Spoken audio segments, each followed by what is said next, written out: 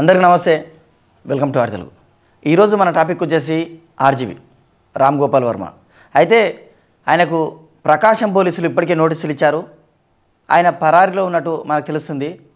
కానీ నేను ఎక్కడ పరారీలో లేను, నేను సమాజంలోనే ఉన్నాను అని ఆయన ఒక చిన్న వీడియో రిలీజ్ చేశాడు. జరుగుతున్న విషయం ఏంటంటే, వీళ్ళు గతంలో ఒక సినిమా తీసి అందులో క్యారెక్టర్స్ అంటే ప్రస్తుత ముఖ్యమంత్రి నారా చంద్రబాబు నాయుడు గారు లేదా మంత్రి లోకేష్ గారిని, అదేవిధంగా డిప్యూటీ సీఎం పవన్ కళ్యాణ్ గారిని, వాళ్ళ క్యారెక్టర్స్ని చాలా అసోసియేషన్ చేసినట్టు వాళ్ళను చాలా చిన్న చూపు చూడడం, ఇవన్నీ గత వైఎస్ జగన్మోహన్ రెడ్డి ప్రభుత్వంలో కొన్ని అరాచకంగా వీళ్ళు ప్రవర్తించారు. దానిని ఉద్దేశించి అంటే ప్రత్యక్షంగా వీళ్ళు ఎవరైతే బాధితులు ఉన్నారో చంద్రబాబు నాయుడు గారు, పవన్ కళ్యాణ్ గారు, లోకేష్ గారు కాకుండా వారి వారి అభిమానులు కావచ్చు, వారి వారి పార్టీలకు చెందిన నేతలు కావచ్చు, వాళ్ళకి దగ్గరలో ఉన్న టౌన్లలో పోలీస్ స్టేషన్లో ఫిర్యాదు చేయడం జరుగుతుంది. ఆ పాత విషయాలను ఇప్పుడు తీసుకుని పోలీసులు వీళ్ళపైన కేసులు పెట్టడం జరుగుతుంది. అయితే ఇది తప్ప కరెక్ట్ అని మనం ఒకసారి చర్చించుకుంటే, వైఎస్ జగన్మోహన్ రెడ్డి పాలనలో వీళ్ళకు అంటే వీళ్ళు రాజకీయంగా పవన్ కళ్యాణ్ గారిని, అదేవిధంగా చంద్రబాబు నాయుడు గారిని విమర్శించలేక వాళ్ళ పర్సనల్, వాళ్ళ వ్యక్తిగత జీవితాల్లోకి ఎంటర్ అయ్యి వారిని చాలా ఘోరంగా దుర్భాషలాడడం జరిగింది. కర్మకు ఫలితం ఉంటుంది కాబట్టి ఇప్పుడు జరుగుతుంది. మనం చూసాం, బోర్గడ్డ అనిల్ అనే ఒక వ్యక్తి ఎంత నీచంగా అంటే చంద్రబాబు నాయుడు, పవన్ కళ్యాణ్ వారి ఇండ్లలో స్త్రీల గురించి, ఇంకా చిన్న చిన్న పాపల గురించి, మైనర్ల గురించి కూడా చాలా అసభ్యంగా మాట్లాడాడు. ఇప్పుడు ఆయనను అరెస్ట్ చేశారు. ఇప్పుడేమో నేను దళితుని కాబట్టి అరెస్ట్ చేశారంటున్నారు.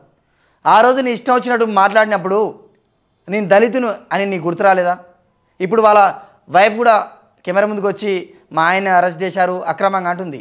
ఆ రోజు మీ ఆయన మీ ఇంట్లో మీ నడ్డింట్లో కూర్చొని పవన్ కళ్యాణ్ గారి పాపల గురించి, వారి పిల్లల గురించి మాట్లాడినప్పుడు మీకు గుర్తు రాలేదా ఒక స్త్రీ బాధ? అదేవిధంగా వర్ర రవీందర్ ఆయన కూడా ఇదే విధంగా. అంటే విమర్శ సద్విమర్శ ఉండాలి, ఒక హెల్తీగా ఉండాలి. అది కాకుండా హెల్తీగా అంటే పరస్పరం రాజకీయం గురించి మాట్లాడుకోవాలి. అది వదిలిపెట్టి నీకు 3 పెళ్ళిళ్ళు అయినాయి, నీకు 4 పెళ్ళిళ్ళు అయినాయి, మీ భార్య అట్లా, మీ పిల్లలు ఇట్లా, వ్యక్తిగతం వల్ల రాష్ట్రానికి ఏమైనా అన్యాయం జరిగిందా?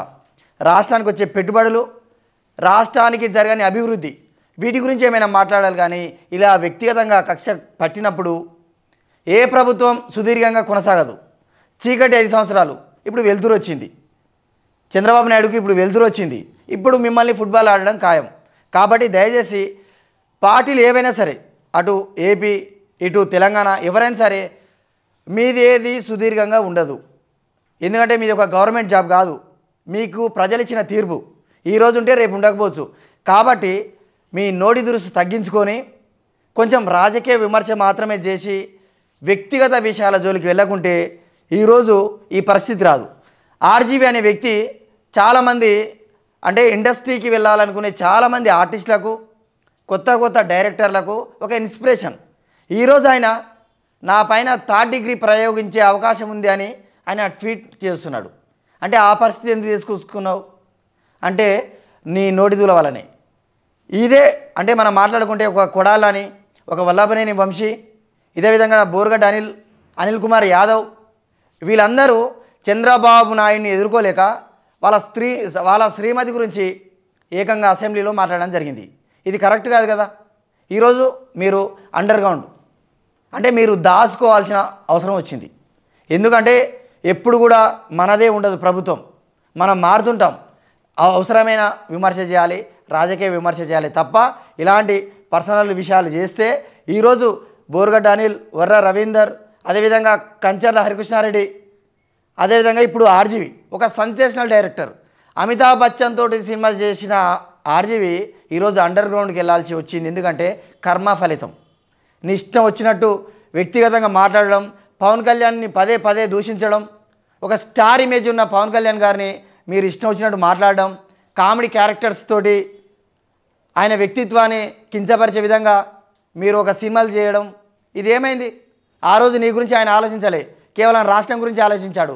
అందుకే ప్రజలు ఆయనకు అంటే 100 స్ట్రైక్ రేటు 21కి 21 అసెంబ్లీ సీట్లు ఇచ్చి ఆయనకు ప్రజలు తీర్పిచ్చారు. మీరు దేవుళ్ళ ఆరాధించే జగన్మోహన్ రెడ్డికి కేవలం 11 సీట్లు ఇచ్చారు. కాబట్టి ఎప్పుడు మనదే ఉండదు. ఒకవేళ ఉన్నా కూడా మన ఒక్కొక్క జీవితం మనం విమర్శ చేస్తే మన ఇంట్లో ఉండే ఫ్యామిలీ మెంబర్స్ కూడా దాన్ని అంటే తీసుకునే విధంగా ఉండాలి, స్వీకరించే విధంగా ఉండాలి. మీరు గతంలో చాలా జుగుప్సాకరంగా వాళ్ళపైన మాట్లాడడం జరిగింది. అసలు రాజకీయానికి సంబంధం లేని భువనేశ్వరి గారిని కూడా తిట్టడం జరిగింది. అన్నగారు అని చెప్పుకుంటాం మనం. ఎన్టీఆర్ గారు ఆయన కూతురుని కూడా మీరు రాజకీయాలకు విమర్శిస్తే ఆ రోజే లోకేష్ చెప్పాడు, రెడ్ బుక్లా రాసుకుంటున్న బ్రదర్ అని. ఆ రోజు పప్పుగాడంట, వాడంట రెడ్ బుక్ అంట. వాని వల్ల అవుతుందా? వాని వల్ల కాదు, వాని అయ్యా చంద్రబాబు నాయుడు వల్ల కాదు, వాని తాత ఖర్జూరా నాయుడు వల్ల కూడా కాదని ఆ రోజు మన గుడివాడ ఎమ్మెల్యే కొడాలి నాని అన్నాడు. ఇప్పుడు ఏడి నాని? అరే బొచ్చుగా చంద్రబాబు నాయుడు, నువ్వు రాష్ట్రాల్లో ఎక్కడ గెలిచినా గుడివాడ నా గడ్డ రాన్నావు, ఎక్కడ పోయినావు? ఆయన ఒక అభ్యర్థికి ఇట్లా టికెట్ ఇస్తే, బీఫామ్ ఇస్తే నీ మీద వచ్చి గెలిచిండు. నీకు భిక్ష పెట్టిందే చంద్రబాబు నాయుడు వాళ్ళ ఫ్యామిలీ. అంటే చిన్న పెద్ద తెలియకుండా ఒక కనీసం వయసుకైనా రెస్పెక్ట్ చేయకుండా నీ ఇష్టం వచ్చినట్టు మాట్లాడితే ఈరోజు నీదేంది? ఎవరినైతే పప్పు అన్నావో, నువ్వు రెడ్ బుక్ అని ఎగతాళి చేసినావో అదే లోకేష్ పైన ఈరోజు మీ అంబటి రాంబాబు లాంటి వాళ్ళు పోయి ఆ రోజు చెప్పాడు ప్రచారంలో లోకేష్ రెడ్ బుక్ అని, నిజంగా దాన్ని ఇంప్లిమెంట్ చేస్తున్నాడని పోలీసులకు పోయి కంప్లైంట్ ఇవ్వడం జరుగుతుంది. మరి పప్పు కదా లోకేష్, ఎందుకు భయపడుతున్నారు? ఇట్లా ఉంటుంది కర్మ ఫలితం. కాబట్టి విమర్శ సద్విమర్శ ఉండాలి, రాజకీయ విమర్శ ఉండాలి. అసలు ఏం జరుగుతుంది, మీరు ఇచ్చిన పథకాలు ఏంది, ఏం అమలు కావట్లేదు, ఇది మాట్లాడాలి. గతంలో చంద్రబాబు వచ్చిండు, ఆంధ్రప్రదేశ్ని ఏం చేయలేదు, ఇలా మాట్లాడండి. వయస్సు లేకుండా రాజకీయం లేకుండా ఇంట్లో స్త్రీలను తీసుకొచ్చి కెమెరాల ముందులో మాట్లాడితే కర్మ ఫలితం బోరుగడ్డ అనిల్ మాదిరి ఉంటుంది. ఈరోజు బోరుగడ్డ అనిల్ కెమెరా ముందుకు వచ్చి ఏం చెప్తున్నాడు? నాతో బలవంతంగా సజ్జల రామకృష్ణారెడ్డి వారి కొడుకు అనిపించాడు, నాకే పాప పుణ్యం తెలియదు అంటున్నాడు. కాబట్టి ఆ రోజు అమిత్ షా దగ్గర మా బాబాయ్ ఉంటాడు, సెంట్రల్లో కూడా చక్రం తిప్పుతాం అన్న బోరుగడ్డ అనిల్ ఈరోజు నాకు అవకాశం ఇస్తే చంద్రబాబు నాయుడు, పవన్ కళ్యాణ్, లోకేష్ కాళ్ళపైన పడతా అంటున్నాడు.